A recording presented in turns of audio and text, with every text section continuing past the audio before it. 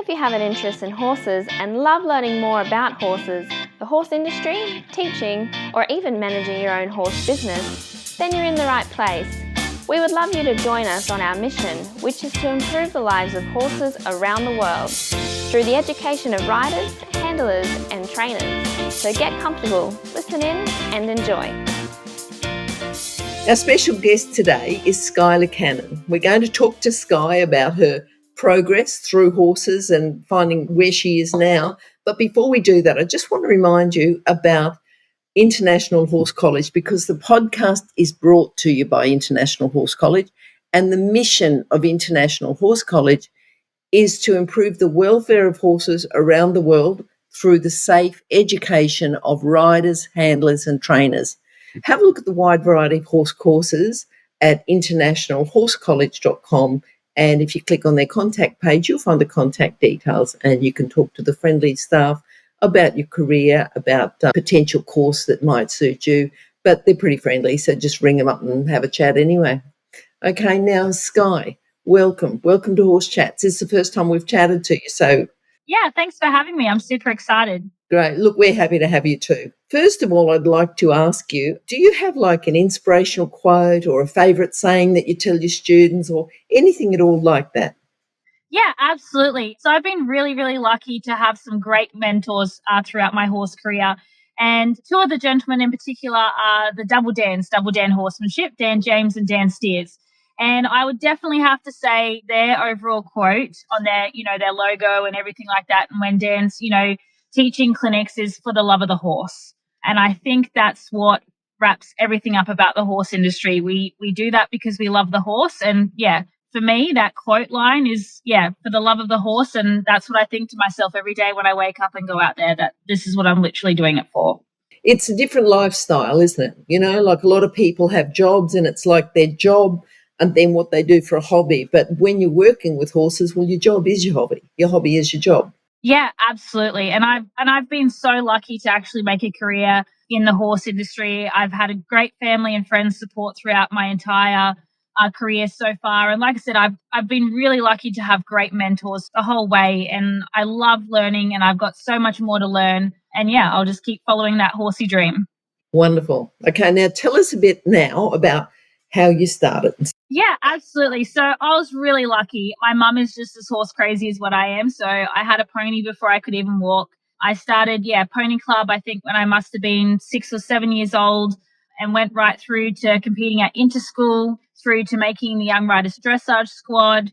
I've been, really lucky to pretty much have had a really competitive career throughout since I was, 6 years old with the horses. So, pretty lucky to have great parental support who made sure that, got dragged along to shows every weekend and, all that sort of stuff. So I'm very lucky.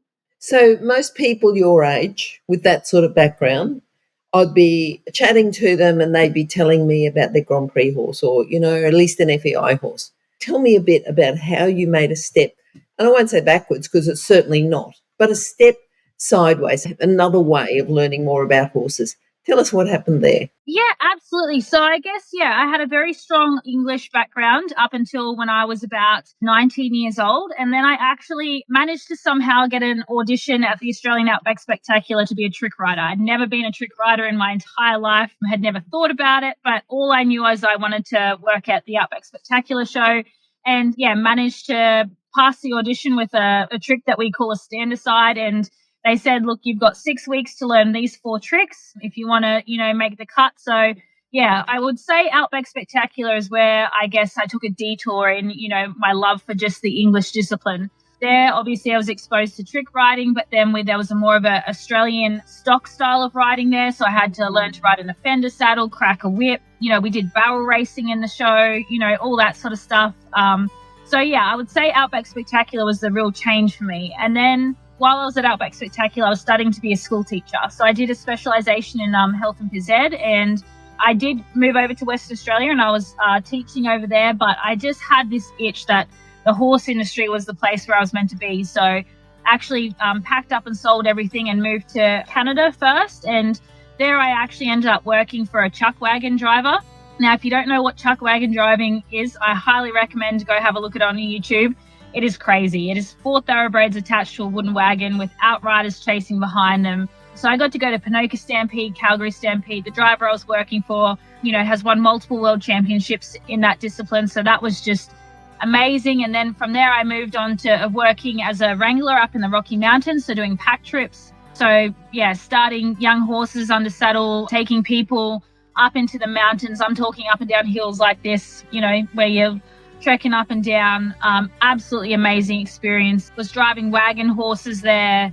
Just an experience of a lifetime. And then from there, actually ended up at Dan James's place in Kentucky. And that's where I ended up working for him and Elizabeth for a bit over 2 years, as pretty much as Dan's right-hand person. So got to travel all around the States, going to expos, working horses at home for Dan, teaching clinics, got to do the thoroughbred makeover over there. So yeah, I really am so thankful for Dan and Elizabeth for the experiences that they gave me. And I would really say that was where I really learnt the most, was from that place. But also it was so cool because I got to meet Warwick Schiller, Josh Lyons, Clayton Fredericks. There's so many amazing other trainers that would come through Dan's place that, I got to meet even Brett Carberry when he come over and trained for the World Equestrian Games out of Dan's place. I got a touch of every discipline that there was there. So, and then also being able to watch, Dan compete in Road to the Horse. Obviously, he's a big part of the Colt Start competition over there. That's,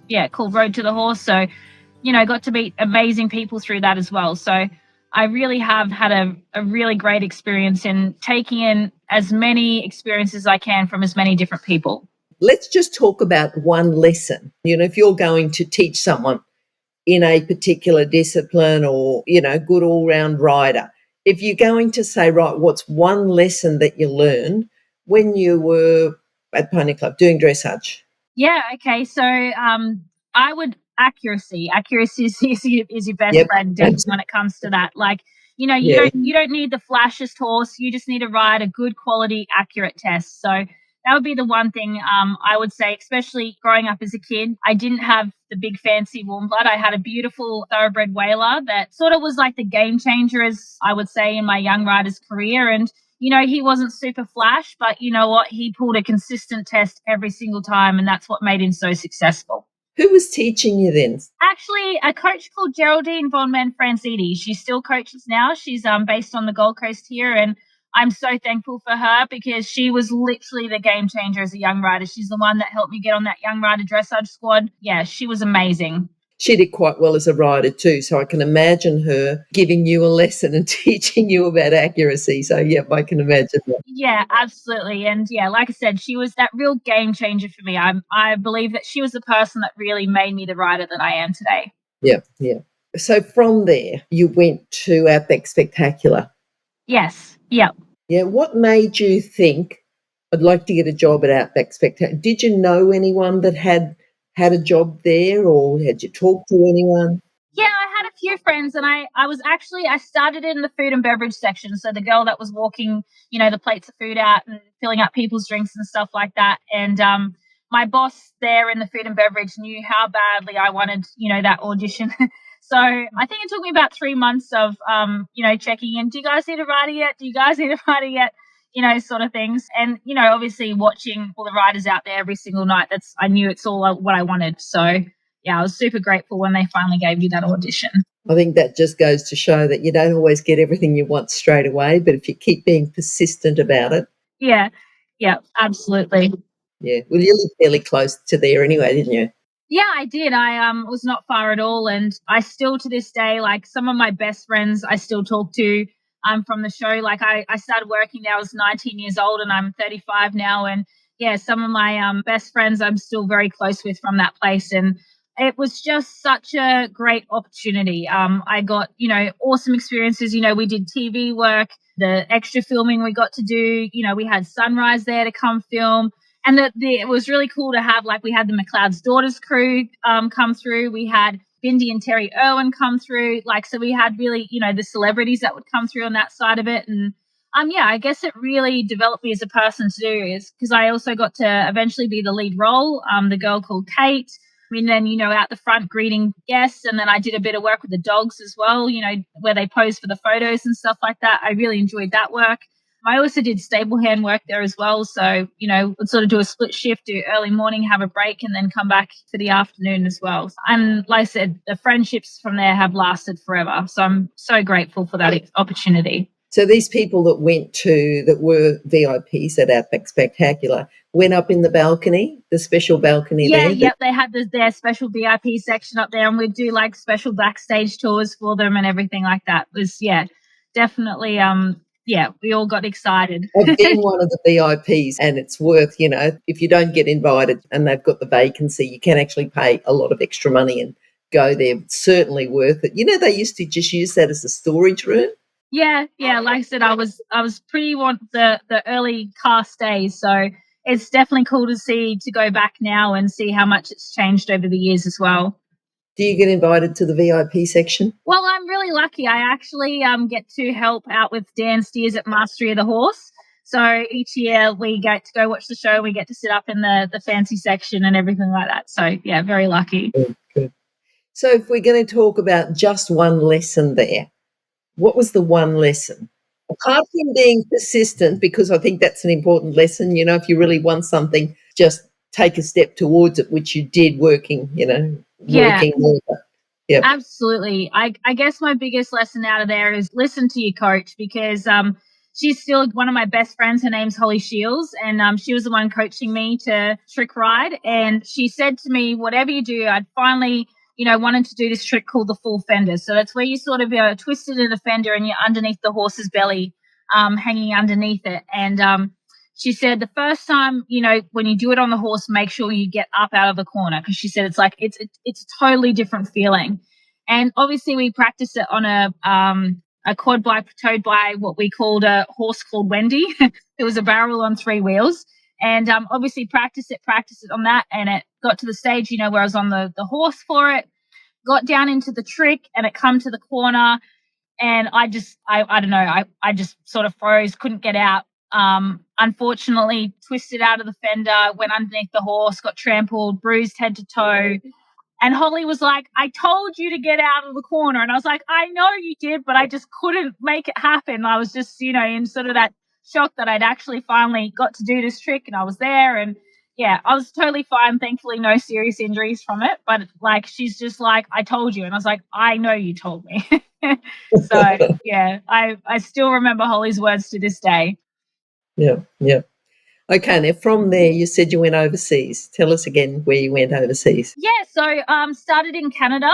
Did you get invited there? Did you go for a job? Like, how did that work out? Yeah, I guess so. Like I said, I was a school teacher. I was actually living over in Tom Price in Western Australia, up in the Pilbara, and sort of had done 1 year full-time teaching, did a year out in the cattle station, which I absolutely loved, experience of a lifetime, and then come back in and did a year of relief teaching. And like I said, my cup was just like not quite full. I was like, there's got to be more to life than this. And so literally, packed up, sold everything, and applied for a job with a Chuck Wagon driver. He loved, apparently, Aussies working for him. Apparently on that Chuck Wagon circuit, if you can get Aussies to be your barn hands, like, you're absolutely winning. So employed straight away on a flight over there, and it was just straight into, we had, must have been all up, I reckon he would have had about 40 horses in work. So it was on the road full time. We had about 24 horses on the road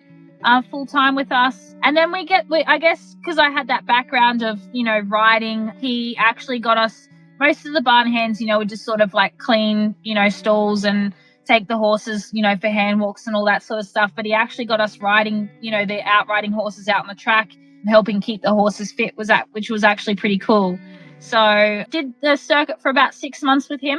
Like I said, it was extremely long days, but definitely look up Chuck Wagon racing if you've never seen it. It is beyond. I've seen it in Heartland once. Yeah, literally, it is. And Ponoka Stampede and Calgary Stampede were just absolutely amazing. Like, the atmosphere there, it was amazing experience. You're so easy, Skye, because you want to tell me everything, and I love listening to you. Sorry. But for our listeners, I want to get back to Tom Price. Yes. Main lesson. Listen to your gut. Like, if you have a dream, absolutely go for it. Like, there's no point waking up and going, this is not how I want my life to look like. It's not that it was bad or that it was, miserable or anything like that. I just had this itch for more and Yes. I did it. Like, found the job, got the contact, got the visa and was like, see you later, everyone, I'm going. I know exactly how you feel. I was a teacher for a couple of years and I just thought, yep, and teaching, but doing the horse stuff on the side. And then just thought, no, I love teaching, but I want to teach people who want to learn. Yeah. And Yeah. that's not always the case with school teaching. No, it's definitely a difficult job. And I appreciate every teacher that is out there doing it. They deserve a gold medal. Yeah. Okay. Biggest lesson with your chuck wagons? Oh, just trying to stay safe. Yeah, and I would say that's probably like something that stayed all the way through is keeping safe around the horses. Always, don't take shortcuts. Always have eyes, ears, everyone looking out for each other. That would be, definitely, because you could have got really hurt working with those chuck wagon horses. So we had a really good working team, and obviously Jason was great to work for. So definitely safety was my key in that one. And these sorts of lessons that you've brought forward and still thinking about those lessons now today. Yeah, absolutely. Like we're working with an animal that, can potentially kill you. So, for me, safety is always the biggest one. I guess, especially when it comes to, putting horses under saddle and stuff like that. I have people that come to me, with problem horses and everything like that. And I'm always big on it's about keeping you safe, like you are safe and the horse safe. So I guess that would be a big thing that I probably push in my program and my lessons and my clinics is making sure that you and the horse stay safe at all times. And it takes a particular eye and experience, just to be able to watch that little bit of just raise the head or, the ear twitching or something like that. Sometimes it's really minor, but you've still got to watch it all the time. Yeah, absolutely. Yeah, definitely. All right. Your next job with Dan James. Yeah. Tell us your biggest lesson that you learned there with him. Tell us about, anything else we haven't covered as well. I guess my biggest lesson there was that you've got to work hard. We weren't on, the best wage in the world, but that experience that I got there set me up for the rest of my life. And that's what I would say to people, if you want to go in the horse industry, be prepared to work for free, right? Like the Dans got there because they worked hard. They went and did the hard yards. They went and did the work that, you don't get paid for necessarily. But, it's paid off now for them for being how successful they are. And that's the one thing I'd say, I was looking after lots of interns that would come through there and, they were 16, 17, would say to me, when are you going to stop making me clean stalls? And I was like, hey, I'm 28, 29 and I'm still cleaning stalls. Like this is the horse industry. Like it's not all rainbows, butterflies. And it's so much more than working horses because we looked after everything there on that farm from broken fences to when the pump broke down or over winter when taps got frozen. And, the horse industry is so much more than just working horses. That would probably be, the biggest lesson I would say coming out of there is, I'd be up to late emailing people, getting parcels ready to post out, like organizing clinics. It was just nonstop, but I loved every day of it. And I'm so thankful for them. Sometimes you don't get paid in money, but you get paid in lessons and education and things like that. Absolutely. And I feel like that's probably the generation that's coming through now. It's all about what am I going to get paid? How about what experiences can you give me? That's what I would, if I was, and that's what I guess when I went to Dan Elizabeth, we had that. They're like, look, we haven't got, we can't give you this massive wage, but these are the experiences we can, give you. And I'm like, yes, sold. Like, take me. Like, that's what sold me, not the money. Yeah. Now just tell us a bit more about the Thoroughbred Makeover. Yeah, absolutely. So super grateful for the opportunity to compete in the Thoroughbred Makeover. So we had 10 months to take an off-the-track Thoroughbred and take it to a competition. It's got 10 disciplines that you can choose from. And I think there ended up being the year that I competed, I think there was like 750 horses there over the 10 disciplines. Competition was over 4 days. So my first horse, I had to retire him and I started the retraining in November and I had to probably retire him sort of towards the end of, I think it was end of January, mid-February. He just wasn't staying sound. So then I then had to find a new horse and start again. And it ended up being this beautiful grey gelding that I called Brumby. And he still to this day is a very special horse to me. I got to see him when I went back there last year as a clinician at the International Liberty Horse Festival. The lady that I sold him to still has him. So we did the dressage and the freestyle component. He actually won the overall freestyle champion over there, and we got fourth in the freestyle, which was pretty cool. We had an absolute blast with our minion freestyle. So, yeah, it was a pretty cool experience, that's for sure. So even though it was freestyle, was it accurate? if you can call that, yeah. He had a moment there actually where he lays down and the crowd obviously went wild. He got up and did this bolting lap around the arena, but it actually looked like it was meant to happen because I had this minion theme, and so the minions were all down on the ground rolling with him, and then they sort of realized that he got up and bolted around the arena. And so they all started bolting around the arena, and then he did one hot lap and come back to me, and they all come running back to me. So it looked like it was all meant to be part of it. So it was actually pretty funny. Everyone was like, "Oh my God, that was so cool." I was like, "Yeah, it wasn't meant to happen, but I'm glad it looked cool." So, yeah. And then was there a lesson from the thoroughbred makeover? Tell us your biggest lesson from that. Oh, absolutely. I poured my heart and soul into that. I worked that horse probably at some stages 3 times a day. Obviously going towards 2 discipline, especially the freestyle stuff. I wanted to do the Liberty side of it. So it's not that I worked him for 3 hours a day, but say if I was working on the lay down, I would give him a written session in the morning, and then I would pull him out maybe for 5 or 10 minute sessions to teach that lay down. So, pulling him out multiple times a day. Obviously we had plenty of client horses to work to Dan. Some days I didn't get to my horse till, 10 o'clock at night. So that's the other thing, as much as that was what I wanted to compete in, there was still work to do. So work always had to take priority over, personal horses. So that sort of thing as well. So it made for long days, but it was so worth it. So it sounds like priorities, but also the endurance, just having the endurance to just push through, go a bit more, have the resilience to just keep coming back, trying again, when you had to stop one horse and then start again with another. Yeah. Yeah. And then the people you met, you met Warwick, you met a few other people, lessons from them, tell us. Oh, yeah, oh man, the lessons from all those guys. Warwick is just the coolest dude ever. He is just, watching him prep for World Equestrian Games mentally was just amazing. A huge side of for me, I really learned the mental side of the equestrian discipline through Warwick, I reckon. Just to be so in tune and in focus with your horse, and to see, Warwick and Robin prep for that at the World Equestrian Games was just sensational. His mental health was spot on. And I guess it's so much of what I, put into when I'm teaching people now, especially, with the Liberty work. It's so much about our intention and energy. You might not be the most talented horse person, but if you can push that energy and intention to your horse, I reckon that's when the magic happens, is when you have that right balance. Yeah. So we had Warwick on, I think, last week, the week before, and thoroughly enjoyed it. He's just, and chatted to him for ages afterwards as well. He was just amazing. Yeah, he was really good. So if people want to see that or listen to it, just go to horsechats.com and search for Warwick or search for Schiller, and you'll find that chat, which should be up by the time this one's up. Amazing. Yeah, everyone will love Warwick. Now, you've done something in Hong Kong as well, or you did in Hong Kong, or you just work with the thoroughbred? So I actually, since 2019, I've educated racehorses that come back from Hong Kong for a program called International Thoroughbred Retirement. So super amazing program. Amy Taylor is the brains behind it. So she was actually working in Hong Kong with the racehorses over there. There were many Australian bred horses that she felt deserved the chance to come home.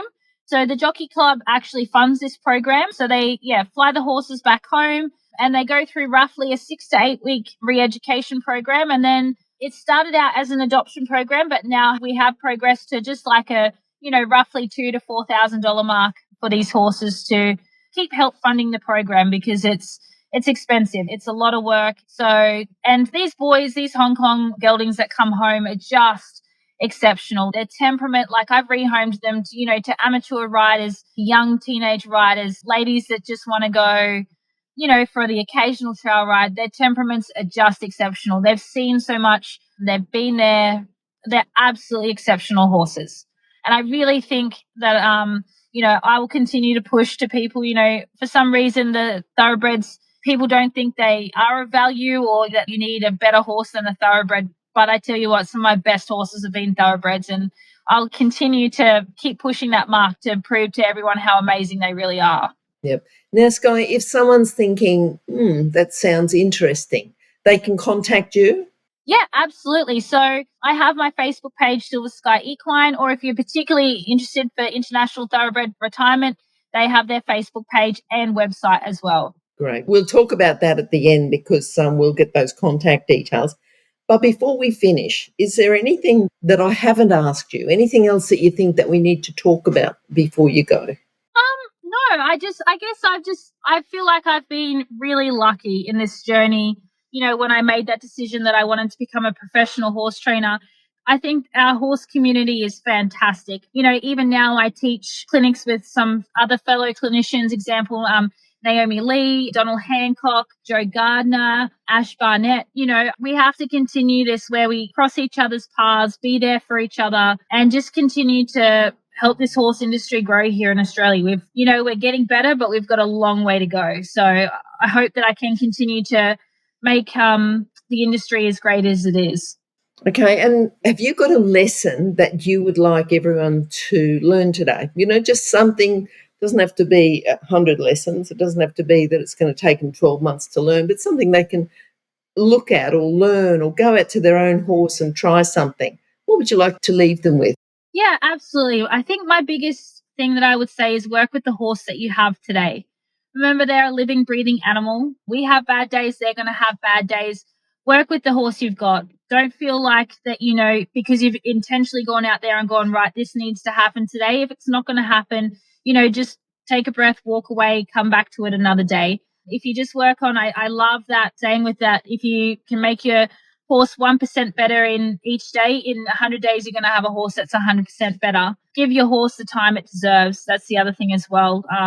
If it's not working, try something different. There's so many great, talented people out there that if one particular way is not working, go check in with someone else. There's nothing wrong with that at all. Learn from as many people as you can.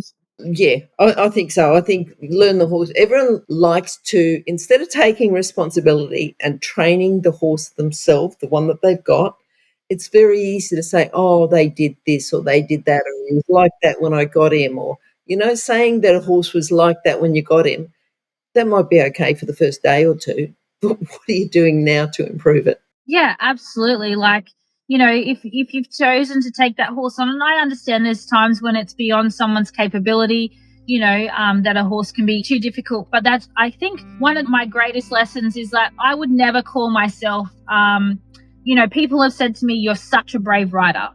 And I'm like, I'm actually not a brave rider, but my conscience that gets me through, colt starting, sticky situations is that I have to be brave for the horse. Because I know that, riding forward or, doing this particular thing that's going to benefit the horse. So I guess that's my biggest mental thing is, I'm the one that chose to pull the horse out of the paddock that day to get on its back. I need to remain 100% confident in myself at all times. So if I'm ever doubting myself, I think, Skye, I've got to do this for the horse.